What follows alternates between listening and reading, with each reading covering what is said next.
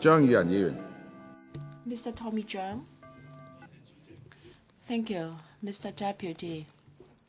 I didn't intend to speak. However, the Civic Party members on my right-hand side kept criticizing the LP and our colleagues, our party chairman in particular. I cannot help but standing up to speak.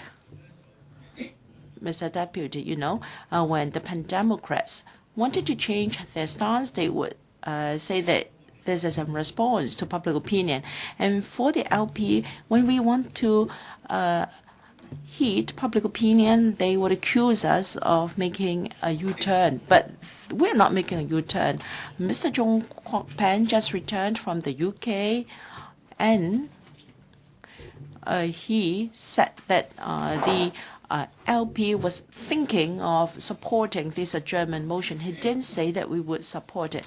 So even if I start up here to say that the LP doesn't support the adjournment motion, that doesn't mean that we have made an about turn. I just want to correct this misleading statement.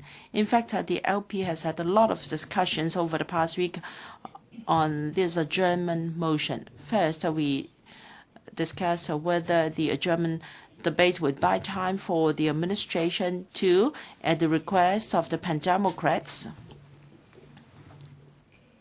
or at the request of friends who opposed the 2014 bill, accede a little bit so that the bill can be passed smoothly, so that we don't have to see members wasting your time every day. It doesn't bother me because I am getting senior in age and I really don't care about my own time. But if we support this adjournment motion, can this bill be introduced to the Council again within this term? Well, although this is a political issue, sometimes there is no black and white and there are gray areas. And the LP has considered a number of aspects. Of course, we've also done our own share of lobbying, hoping that the administration could support us. Well, even if we do not adjourn the debate, if we are to go on like this, the whole council might be paralyzed. We can go on discussing this bill until we adjourn in July and won't be able to attend to other things. And therefore, on behalf of the LP, Mr. Zhong Pan said that the LP was considering this issue. And because we have a number of considerations, we've completed our consideration. We don't know when we're going to vote on this motion, but we are against this adjournment motion. As many members mentioned, Mr. James Tian. Yes, Mr. James Tian is a founding member, and he was once the party chairman, also the party leader of our party. But on this subject, he said very early on that his voting intention did not represent that of the LP, which is yet to decide. And even for the CSAs we have in front of us, the LP is still considering them.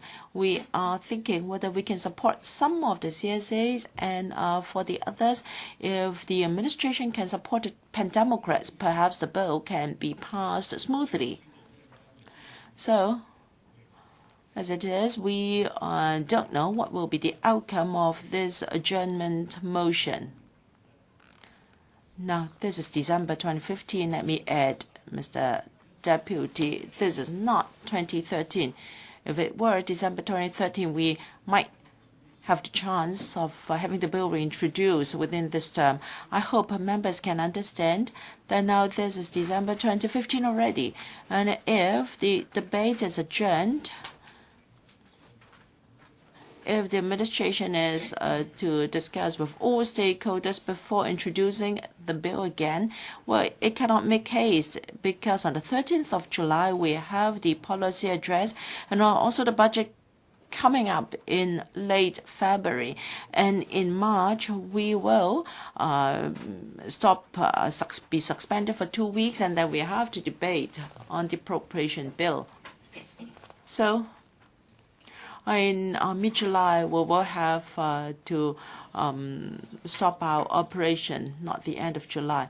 So you may think that this motion to adjourn sounds harmless, but is it really the case that the bill can come back after the debate is adjourned?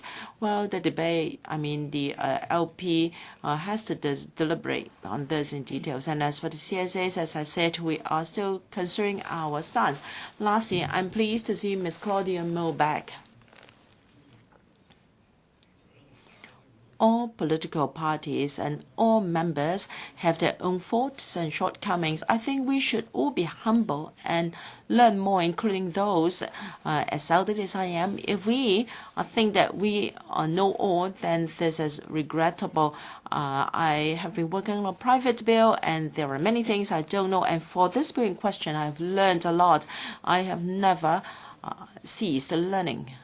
Therefore, the LP accepts criticism from anybody that we might have our shortcomings. Of course, we do. All of us can be all knowledgeable, but it's not necessary that we all learn from the UK. We can go to Beijing, and we can learn a lot by browsing the internet. Please walk slowly, Ms. Claudia Mo. But what is most meaningless is for people to smear, blackmouth another person, and launch personal attacks. It's okay if you don't like another member's stance, but you just stand up and state your own position and debate with us. But if you take it personal, if you resort to personal attacks, this is unwarranted. So I don't think I need to get so low as some other members here and resort to personal attacks. Now, 3 members from the Civic Party stood up and named Mr. Chong Kwok Pen and criticized him for this and that. Well, they may not know Chong Kwok Pen well, but perhaps they should also reflect on themselves to see whether they are humble enough. Perhaps they should reflect on what Mr. Ronnie Tong said on his problems. Then I'm sure he knows their shortcomings, and they can certainly learn a lot. Mr. Chen Chi-chun, I call for quorum.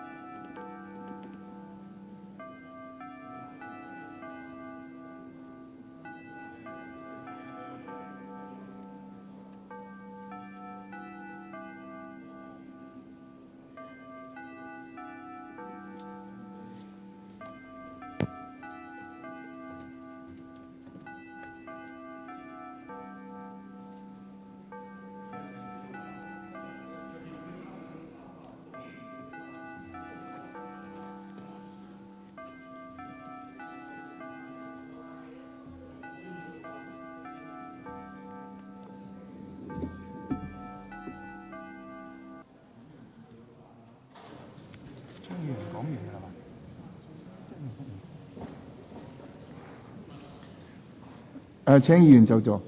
Please return to your seats, members. Mr. Paul Chair. Thank you, President. For those who watch soccer matches, we all know that how it's the win. I mean, the game can be won by having the last, kick into the goal.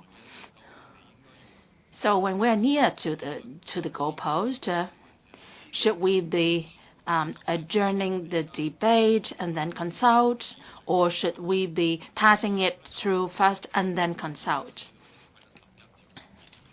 In Rules of Procedure 11 and 12, whether the adjournment is successful or not, the government can, by Rule of Procedure 6, can give a notice of 15 days and then present the bill again. Maybe we have to deal with certain things if we don't do that. But what's most important is whether it's like what Mr. Tommy Jones said. Then if we adjourn the debate, then we lose. And it would be like the situation back in 2011, then the bill had to be dealt with, say, in the next term of the electoral? Or is it the case that, say, after several weeks, we can deal with all the controversies and then present the bill again and then pass the bill? So shall we be trying to stop the wind and the storms first and wait for the sunshine to come out?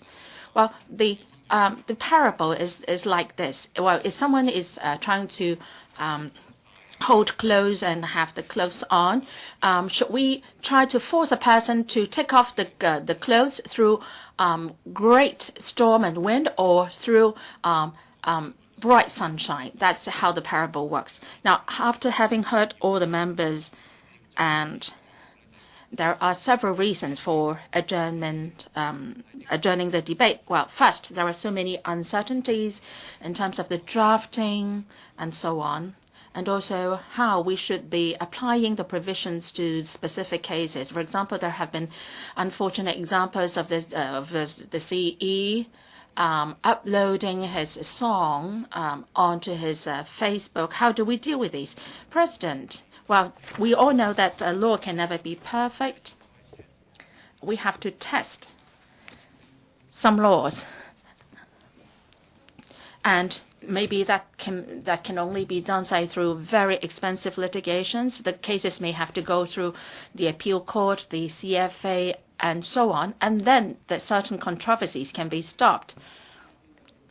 Now, I just had the chance that to read through the 1985 copyright law. At that time, I was still studying, and the introduction of that book said that the copyright law is one of the most complicated pieces of legislation in the UK, is evolving, and is most affected by international treaties. It changes with the changes in the society. Well, during the Renaissance time, the industrialization of the world, the copyright laws have developed. So it's difficult to have a piece of copyright law which can be all-encompassing without any uncertainties or controversies.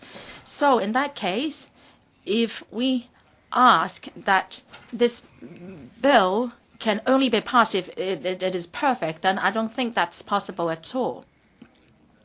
President, well, perhaps you can quote some daily life examples, and we would say that, well, those examples will not be caught by the law, and then we can pass the law. I don't think that's possible either. President, maybe some others said that some electoral members have a low attendance of the Bills Committee's meetings, and they are quoting the wrong examples to apply the law, and that shows that they do not understand the law at all, and let's consult again before we pass it. Well, if you use that threshold or yardstick, well, I'm afraid that we will not be able to pass any law at all, because as legislators, it's impossible for us to know the ins and outs of every piece of legislation and give a correct reply to every situation. Well, this is something which cannot be done even by the Bar Association and the legislator. Now, of course, some people suggest that we should do more consultation. Many laws in overseas jurisdictions in this regard were passed in 2012, but they are still reviewing it. For example, they have the UGC provision in Canada, and they are still debating on it. And many different jurisdictions are still debating that issue because of the advancement in technology and industrial development. They are reviewing their copyright laws all the time. So if I say that we should wait till we see a perfect piece of law, then we pass it, then that's impossible. I think it's all a political issue. Several days ago, I watched on television that there was the last debate on the Republican primaries. There were 8 candidates in the Republican Party having a debate. They had some outstanding discussions on, say, the Middle East issues, Syrian issues. Well, they were also hurling personal attacks at each other. Well, so going by that experience, I don't think we are doing too bad in Hong Kong in that regard. Now, looking at the situation in Hong Kong, if we want to legislate on anything, we have to have regard on the environment, the prevailing environment. For example, in the U.S., should a ban be put on the illegal immigrants coming into the U.S.? Should there be a ban on the Syrians coming into the U.S.? And also Donald Trump, he's suggesting whether they should be blocking the internet sites of all Middle East countries, organizations, Muslim organizations. Well, this is something that has not been seen before in the U.S., but now we are seeing debates on these kinds of issues in the U.S. And the discussion is also being escalated now. So should we be passing this bill in Hong Kong at this particular time and environment? I'm afraid that if we are to do that, we must look at the situation in Hong Kong. Now, Hong Kong is still recovering from a very serious illness, I would say. Some members are suffering from an influenza, and after this 79-day influenza suffered by Hong Kong, now people are very skeptical about possible moves to cut freedom, and they're very sensitive about such kind of issues. Also, President, we may be the second largest economy in the world, yet at the same time, with regard to freedom on the internet, I think we are ranking last. So the Hong Kong people's worry is understandable. Now, President, Mr. Leung Chun-ying's administration's past performance, his own personal behavior, and it's creating all sorts of worries among Hong Kong people. For an ordinary piece of legislation, which should not be too suspicious, and then people now are getting sensitive because they are afraid that these will be used as a tool to suppress Hong Kong people's freedom. Now, recently, people are more worried about freedom than democracy in Hong Kong. If you are curbing our freedom, then we will fight against you tooth and nail. So that's why people are branding this bill as the Internet's Article 23. And that conjured up memories of people, 500,000 people taking to the streets way back. The U.S. People are also respecting the traditions. They respect the people's right to own a gun. But then there are so many shooting incidents. How do they deal with it? For example, in San Latino, they have local terrorist activities. They have to deal with these. So Hong Kong has experienced all these events that I mentioned. How do we deal with this? Now, we've wasted 3 days' time on whether we should adjourn the debate. should we be going the way as suggested by, or well, agreeing to what Mr. Tommy Chan said, that we will never be able to come back with a bill during this session? And or will it be like the other scenario where, say, if we have, say, 2 to 3 weeks more time, we can have a more focused discussion, we can make compromises, we can spend our time more worthily, and our electrical sessions are being paralyzed because of all these CSAs? Or should we go down another route, that we should take the perspective of the users, the perspective of the government, take the perspective of international community, and try to strike a better balance? Now, some people said that in the US there is fair use, and in UK there is a contract override limitation. Can't Hong Kong take a step further? Well, I've been using this example. Obamacare was when that was launched, and that seemed to be a good proposal. But then after the debates, the Obamacare proposal was changed substantially. I mean, that couldn't be helped. That's really part of a democratic process. So, of course, if the Republican came to office, then they would definitely abolish Obamacare. But anyway, I've also heard from a mentor that democracy is about compromises. Now, if you want to go from A to B, it should be a straight line. But then if, say, a certain number of people would like you to go via C before you get to B, so even if the academics and experts said that the best route is from A directly to B, but in a democratic society, you still have to go through C to get to B. So this is how the democratic process works. This is what we are facing here with the issue today. President, if we can have more time. Well, sometimes things are really done at the last minute. And what is most important is the last step to be taken. So can we have more time to try to look at the non-government CSAs and try to strike a balance, get some compromises? Well, even if our efforts are no avail, but we are on the road of democracy. I think we have to pay this price, and that's worth it. President, I also noticed that some members have said this.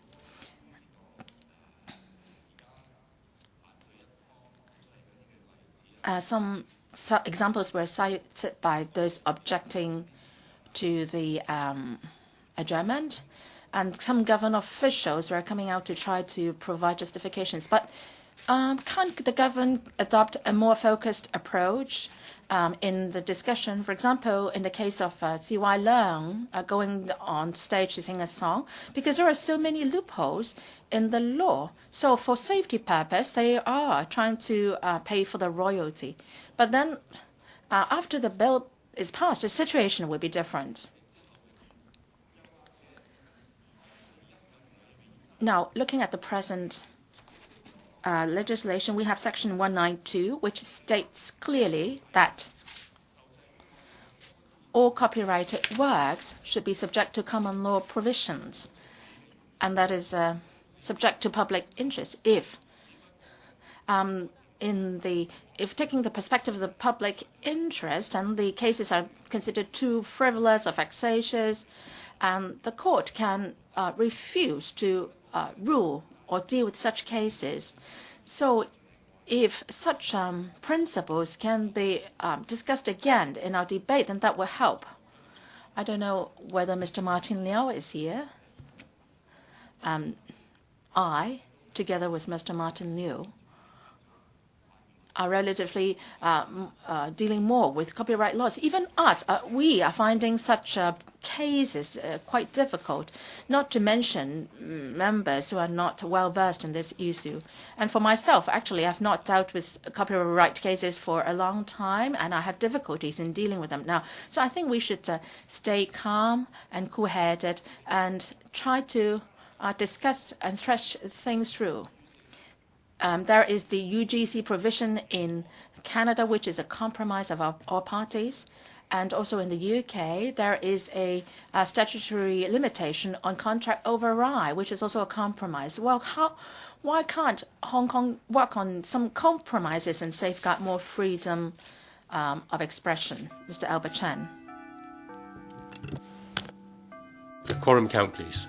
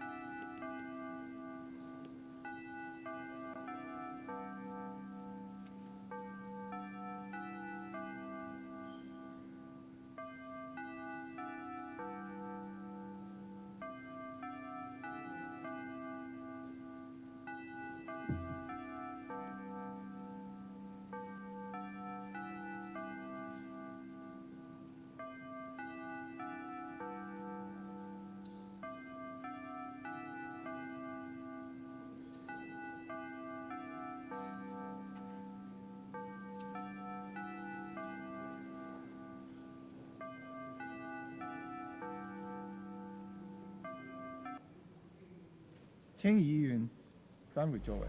Will members return to their seats, please? 张国柱议员。 Mr. Chiang Kwok-chiu. Thank you, Mr. President.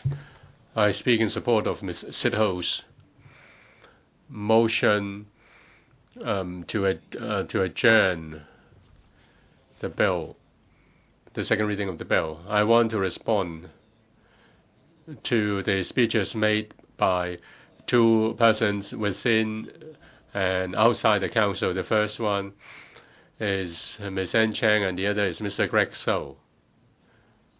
In particular, their views towards certain incidents. 2 days ago, Ms. Chang made a speech, and she said this: those who had the highest likelihood of getting mental illness were the psychiatrists, because they heard too many things from the mental patients, and after hearing that much, after hearing so much, they might become mentally ill. I think this is a slip of tongue. This may be a slip of tongue, but on behalf of the sector, I would like to respond. According to the disability discrimination ordinance, it is said that if any discrimination is based on the disability of a certain person, or cause any harassment or defamation, that is in breach of the law. And defamation means that offending hatred, dislike, or strong mockery against persons with disability. Now that's the provision in the DDO. And if you look into this in greater depth, you may consider Ms. Chang's speech has breached the provision of the DDO. And I know that yesterday Ms. Chang spoke to the media. She said that what she said had no intention to label any people. If any people feel offended by her speech, she regretted that very much. I believe Ms. Chang has learned the lessons, and we can take a leaf from her. If we want to make a comment on a certain thing, we have to think it through very carefully. But I also like to express the view of some of the groups. They belong to, there are different groups, but in fact more than a dozen or so groups have expressed their views on this incident. The Academy of Psychiatrists, the Psychiatric Academy, has said that discriminating against the 200,000 odd mental patients would only rub salt into wound. And the Academy of Medicine said that the speech was inappropriate and humiliating, and it is also not in line with the fact that the psychiatrist has the highest rate of mental illness. And the speaker should also refrain from labeling. Ms. Chang goes against this. The Academy of Medical Specialists also said that that is really the statement is really unfounded and will not be helpful to the mental patients. The HKCSS and the Rehab Alliance said that reflected the misunderstanding by certain people towards mental illness. The member of the council, of the Legislative Council, should try to look into the reasons for mental illness. The Social Workers Union said that will only cause alienation against the mental patients. They started a joint signature. They started a signature campaign and asked for an apology. Now I read all these from the Ming Pao, and I hope that the incident has caused Ms. Chang to deeply reflect on her words. Well, I also take this as a reminder that if and we should learn a lesson from that. This is also a lesson from all, a lesson for all members of this council. And let me now turn to the Policy Secretary. Now, after our party member, Dr. Fernando Cheung, spoke, without speaking to Mr. Cheung personally, Mr. Greg So said that Dr. Fernando Cheung said that streaming of internet games on the internet would not breach the law. Therefore, so Dr. Cheung was wrong. I looked into the bill quickly and find out and try to find out. Yes, Mr. Cheung, please stop. Mr. Gary Fan, I asked for a quorum call.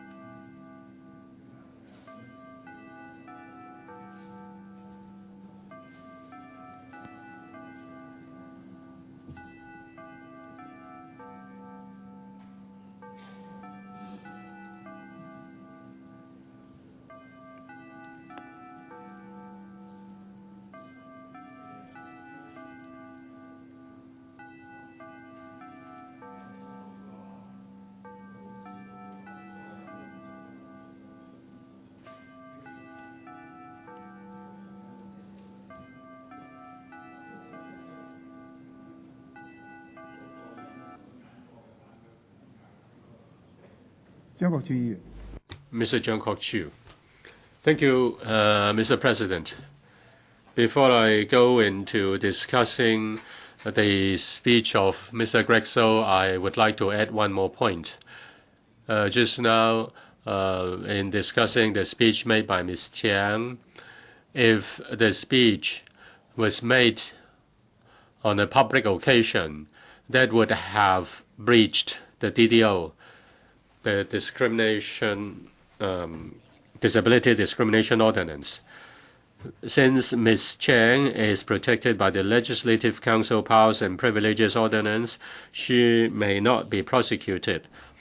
But if anybody makes such a speech in the public, the person may... Mr. Chiang is irrelevant to the present topic. Mr. Chiang, you are repeating a point. Concerning streaming or video game playing in the Internet, yesterday, Dr. Fernando Cheung, in his speech, did not give a full elaboration on why streaming or video game playing in the Internet will breach the law. My understanding is the music and video image have copyrights. Playing games in the Internet may be a kind of promotion. Say some companies may want to promote the game and let people know and understand the game. So streaming a video game on the Internet will help to promote the game. We also know that these companies may not take civil action against the netizens when the netizens do streaming or video game playing in the Internet. Now, as long as they play the game and keep on making comments, that will be outside the scope of the law. But if they are going to do any criminal or rather civil litigation or take civil action, they may do so. So there is a chance that the netizens, while streaming video game playing on the Internet, may breach the law and may subject to civil action. And some netizens have received warning from companies which owns copyrights of the music. Now you play the game on the Internet and you broadcast it. That is not, you will not be subject to civil action. But when you play the music in the streaming process, you need to seek exemption or seek approval from the copyright owner of the music. How can a netizen do this as a mere individual? In fact, the bill, if enacted into law, will create traps. You say, on the whole, whether the streaming, say for streaming of the movie, is it just streaming of a part or streaming of the whole? Now, in a movie, you can say whether it's part or whole. But with regard to streaming of a video game, that's, of course, it's a whole video game. You cannot be part of it. And the second issue is whether it can be a substitute or it can lead to economic loss. How can you say it is big or small, 10 cents or 100 million? Who is to assess the economic loss? Is it by the administration or by the Internet game company? If the company estimates that the game should have given them a profit of $100 million, but after 1 year they only make 1 million, then can they attribute it? Can the company attribute it to the streaming of the Internet game? We have to be very careful about it. And a netizen really cannot know whether the streaming of the game will lead to such consequences. So this has become a trap for the netizens. The netizens therefore want to know clearly when they can do this and when they are not allowed to do this. Instead of having done this and then let the court rule.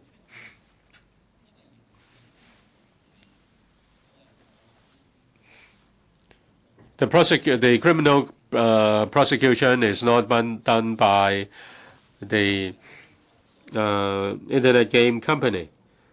But when will the administration initiate action? Will it just respond to complaints, or will it take its own initiative to do the prosecution? Well, I dare not say the whole community, but some people in the community, and the netizens in particular, do not trust any promise made by the administration. You say it is not problematic today, but I really don't know whether you will take action tomorrow. If the government takes action to prosecute, you can prosecute all the netizens at one go. And I believe most of your speech is not relevant to the present issue. I'm addressing the statement made by Mr. Greg So. He said that streaming or video game playing, yes. In fact, the member should respond to the statement of the secretary by a suitable way, in a suitable way. I think the sword is above the head of all netizens, and we really don't know when it will drop. The administration said that the bill should first be passed and then a review should be conducted later, and will be conducted later. We are asked to pass the bill ASAP. Ms. Sitho has moved the motion on adjourning the second reading of the bill. We asked for communication first before enactment. In the past 1 or 2 weeks, the government officials have been going full steam in communicating with the stakeholders. But it seems that the communication is not for solving the problem. Now, if you want to solve the problem, you need to understand what other people are thinking, and there should be compromise. But it seems that you just express your own position. You dig your heels. This is not helpful to communication. Therefore, we ask for adjourning the bill, the second reading of the bill. We ask for adjournment of the second reading of the bill so that there can be communication, not for the purpose of stating your position. It should be a communication for the purpose of making compromise. What can you give? If you say there will be a review, then when will there be a review? Can there be a sunset clause? These can all be discussed, but the administration just state its own position and it goes no further. How can people be convinced? There is lack of trust towards the administration.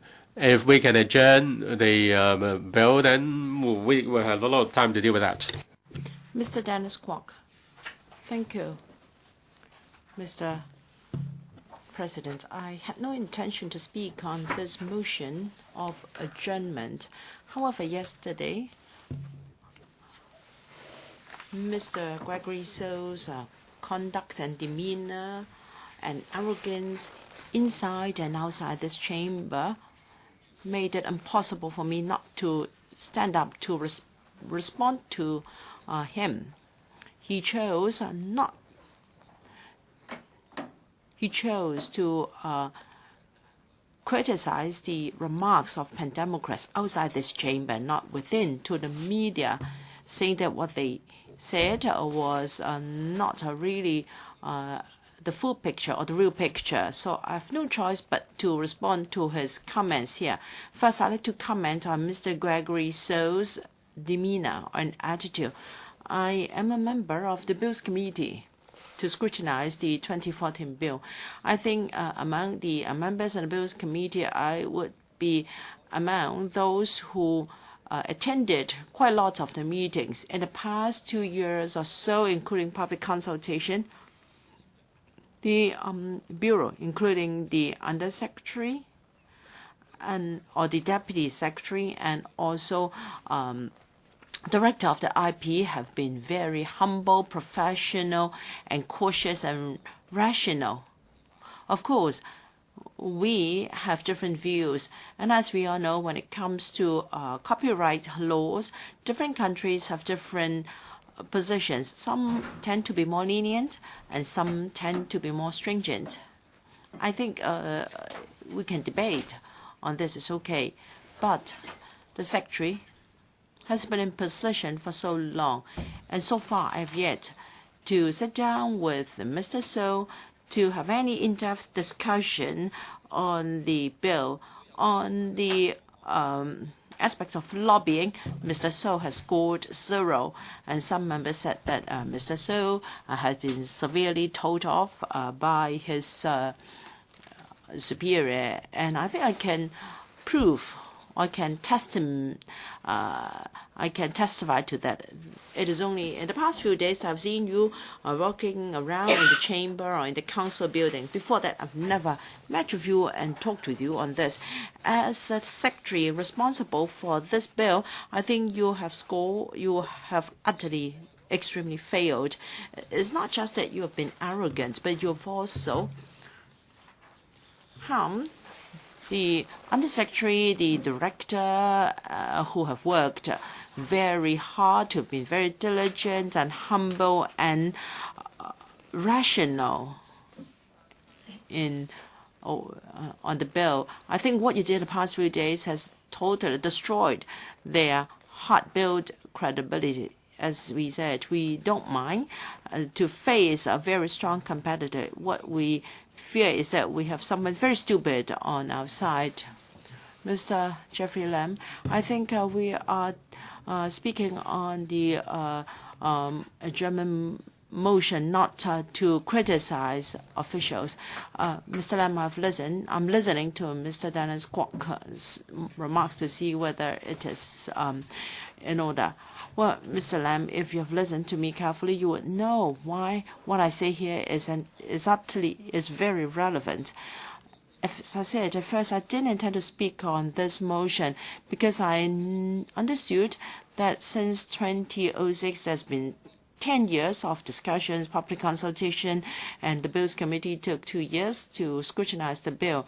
And Ms. Tanya Chen proposed an exemption for parody. Back then, that was not accepted by the administration, and as a result, the 2006 bill was not passed, of course, for various reasons, but this is history we must not ignore. And to be fair, Mr. President, we have spent so much time on the bill. It is now time we focus on the provisions.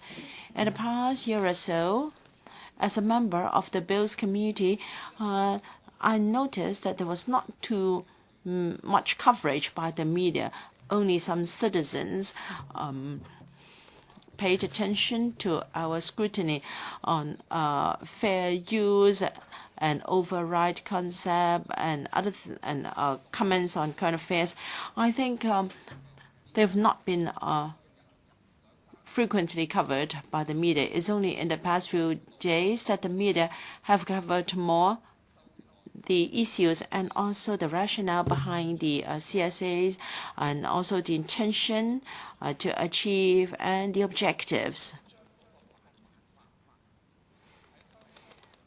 We want to push our copyright law to a high level to be on par with international developments.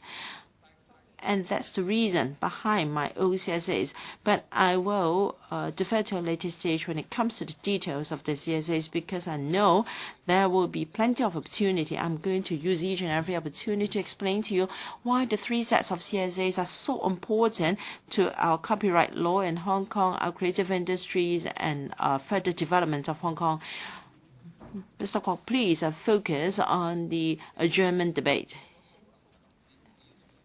Yes, this attitude displayed by Mr. Greg So, he's so arrogant and he's very unprofessional, and he told the media what member said was wrong. I think he was at the same time misleading the public. He said that Dr. Fernando Cheung's comments on streaming of computer games, he said that Dr. Cheung was entirely wrong. But no, there are risks associated with this act. I think it is time we explain to the public what are the legal risks and what are the uncertainties and things that can be further clarified. Because as we proceed in this debate, the public will be tuning in and the media will be covering us, and that will enhance understanding of the bill, because there is such a need. Even the IPD was not too sure about the legal issues when Siwa Lam posted on his Facebook singing the song Keen on You. The debate gives the public an opportunity to learn and understand more the pros and cons of the amendments of the bill. The bill, to be fair, provides new safeguards compared to the old ordinance. For instance, exceptions for parody, and the criminal prosecution may be harder when the bill is passed than what it is now. As a member from the legal sector, I do believe that the provisions are important, and therefore there is a need to explain the contents or details of the bill to the community. Many people, including or in particular the Secretary's attitude, has caused people to be even more confused. You may know that Ms. Claudia Mo, my party member, went out to discuss with netizens after the sitting adjourned, and she was besieged and she fainted after she fell. Luckily, she is now all right. I'd like to appeal to netizens outside there. You have to be rational. Please don't attack or besiege members. Many pan-democrats here are trying to fight for more space, more room for you in the internet, and what you did was very uncivilized and irrational. I find it regrettable that some netizens out there are treating members here who are trying their very best to secure more room for them on the internet. I think this is very regrettable. I'm very disappointed. And I like to say that there is no consensus in the community yet. The community is not sure about the legal risks associated with the bill. The chairman of the bar said something, and someone from the legal sector also said another thing. So I hope in the coming debate we'll be able to focus on the ambiguity in the provisions, and I hope we can focus on our proposed CSAs. Why so many countries, including mature common law countries, including the UK and Canada, have adopted them, and the US has adopted fair use exception for many years with very good effect. No copyright owner have suffered negatively as a result of this exception. The Secretary must face up to this fact. I hope we can use this adjournment debate to let the public understand more. And I'd like to say some fair comments for my colleague, Mr. Charles Moore. You accused him of making a U-turn, and he has to be accountable to the public. On what basis can you say this? We've had so many meetings, we've met so many associations covering the netizens and also the copyright owners. Where are you? I have never seen you, so you are not qualified to say to Mr. Mok, asking him to make a U-turn and to be accountable to the public. You should be the one to be accountable to the public. Mr. Raymond Chen, thank you, President. I support Ms. Sit Ho's motion to adjourn the debate based on Rule ROP 41. A total of 26 members have spoken so far. 7 of them are from the pro-establishment camp. Paul Chair and also James Tan support the adjournment motion. The other pro-establishment camp members are not supporting the adjournment motion, but I would like to thank you for mustering up the courage to speak. And not one member from FTU has spoken. Up to now, we don't know what their stance is. So they dare not to be frank about their stance. Now, I have a major reason for supporting the motion. We are not ready. The members are not ready. The government is not ready. The public is not ready. So that means the whole society is not ready. Of course, in the past couple of days, there is an additional reason, and the way of dealing with things on the part of Mr. Greg. So the secretary has big problems in the way he debated with members. I'm very unhappy with Mr. Raxo going out of the chamber to refute members' speeches in front of the media. If members have any problems with their remarks, I think he should talk about those at his closing remarks in this chamber. You should not play a guerrilla game. Well, whenever someone has spoken, you go out and refute their remarks.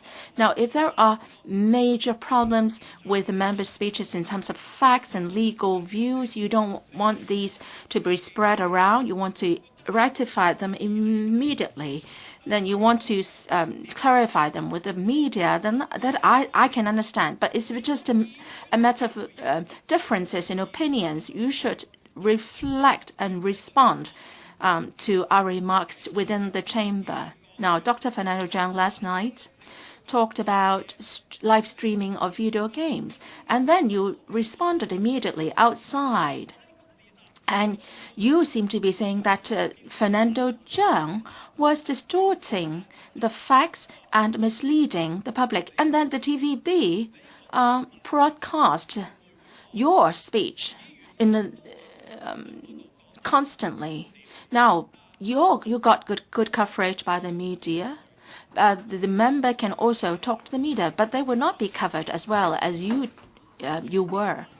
So, Secretary, when you come back next year to respond to our remarks, please say all the matters that you have talked to the media last night.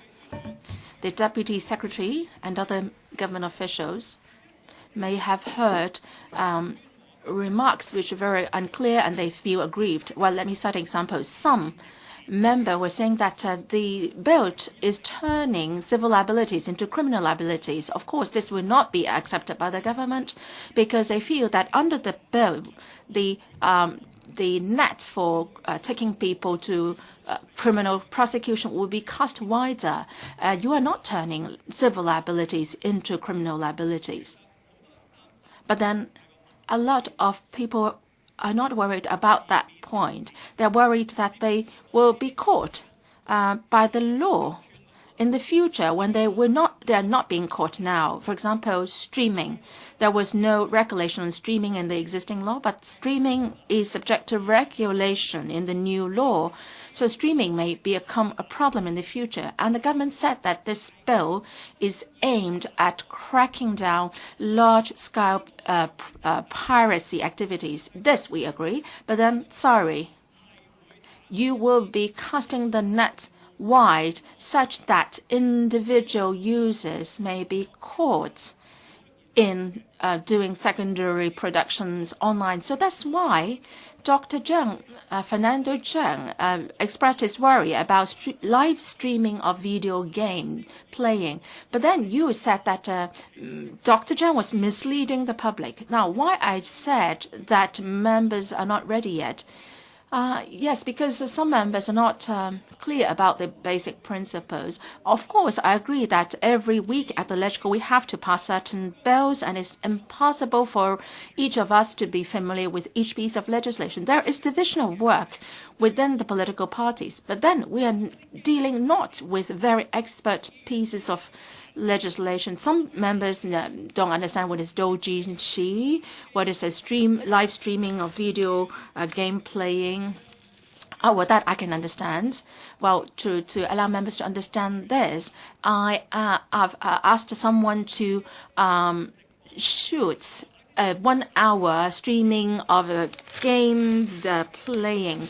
Well, this used to be a program on TVB on that as well. Now, what we're seeing today is that everyone can engage in live streaming of game playing at home. Now, why do we have to have live streaming of game playing? Well, people are broadcasting live everything. Well, if you are doing a makeup, you are playing around with your pets, and you are having a shower, that can also be streamed these days. So their worry is that streaming was not covered now, but then in future, streaming of activities will be subject to the new bill. Well, even playing a game of chess, playing mahjong can be streamed as well.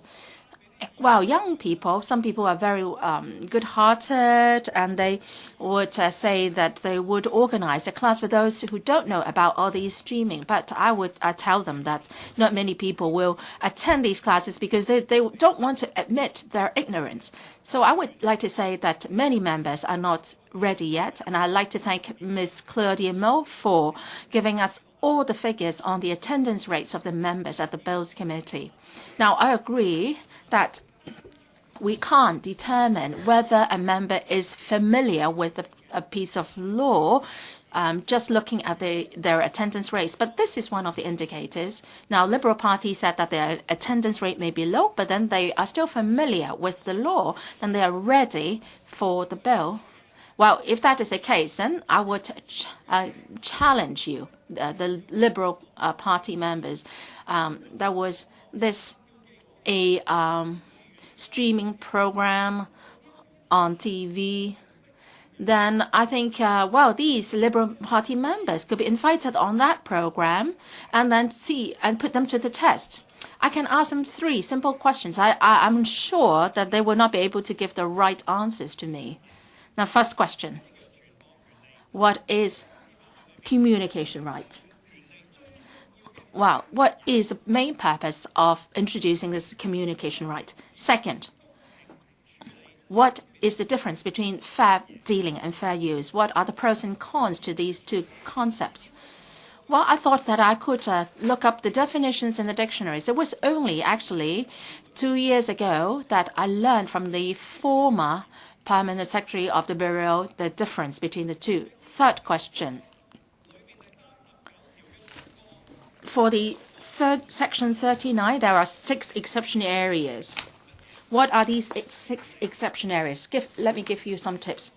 Parody, satire, caricature, pastiche is just one area. It's just one area. There are still 5 other areas. Let me give you commentary on current affairs and also quotation. What are the 3 other areas? They were included in the 2011 bill. They were not passed yet. What are these 3 areas? Members of the Bills Committee, can you answer my question? So why I'm saying all these is just to show that members are not yet ready. And the government has a duty to perform because the government is not ready to. No matter how much public education you do, well, going by today's standard, it's still grossly inadequate. Now, last Tuesday, on the eve of the decision, the GIS issued 8 p.m. on Tuesday this kit for the dummies. There are 6 packages. Why couldn't you do it earlier? And there are still so many mistakes in this pack. And last Wednesday, this is the first time that they took out this advertisement, the frequently asked questions. There are so many unclear concepts. First, streaming. Do you have to go to jail because you live stream game playing? Well, there are civil liabilities and criminal liabilities related under the bill. Well, civil liability is talking about compensation, you go bankrupt. But for criminal liability, you might have to go to jail. Now, a lot of the members of the public are still even don't know which is the enforcement body for the bill, for the copyright ordinance. It's the Customs and Excise Department.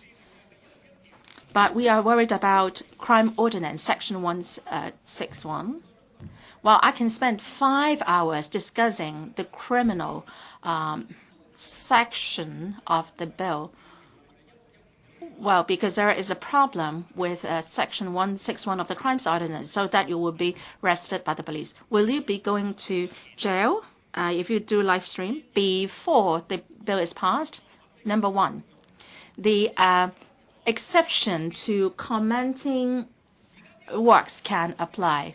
So that means that if you are commenting while you are playing the games, and you fall under the exception.